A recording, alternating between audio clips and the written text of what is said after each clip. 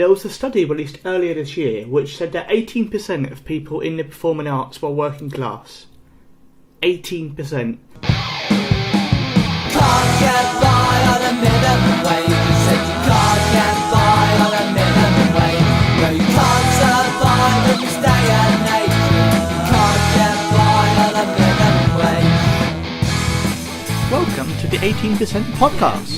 My name is Tom Mayhew and I'm a working class comedian. Do you think stand-up comedians are the bravest people in the world? I think they're one of the bravest people in the world, yeah. Thank you, got that on record. There we go. I kind of feel like you don't hear stories from people like me much in this industry. Yeah, I generally wouldn't introduce myself to someone at a bus stop as a working class lesbian stand-up comedian. I feel like there's a huge underrepresentation of working class people in the arts. I lived in a small seaside town, several galleries of just like rich people who bought a second home in Cornwall and are going to do the same boring ass landscape at the sea. Like, fuck me, Patricia, that's groundbreaking.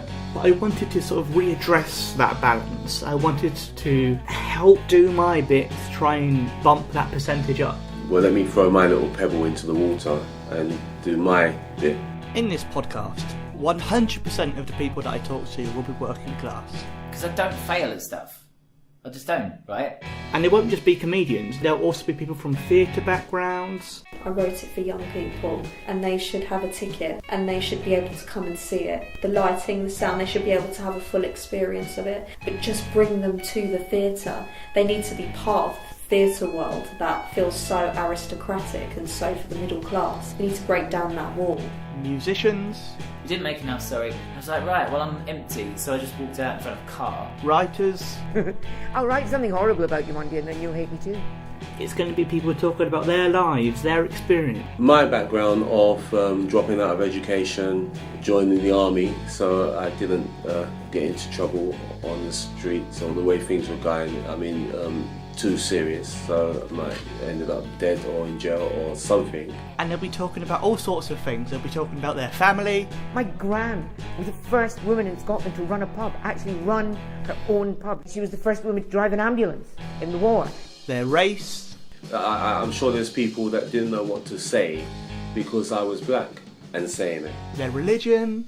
For a Muslim woman who lived in Pakistan, I've not known someone to just love the Queen so much. And they're also going to talk about things that you probably won't hear about on a lot of podcasts. I remember once going round, what's that big posh shop in London?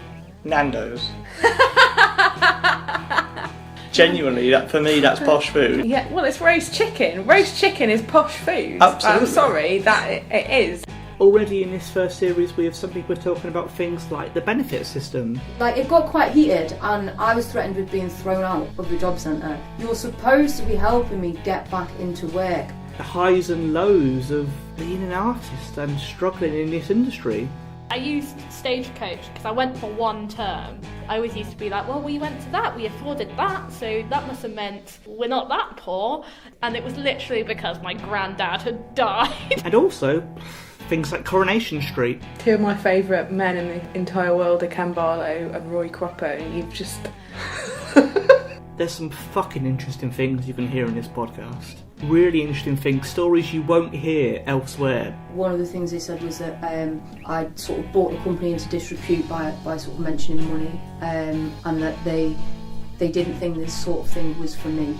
We won't just be chatting about class though, we'll be talking about all sorts of things. Why do people hate you? Do you consider yourself a failed stand-up? How did you not lose your mind? I feel like this could be something really exciting and I'm really, really looking forward to sharing it with people. We are the 18%.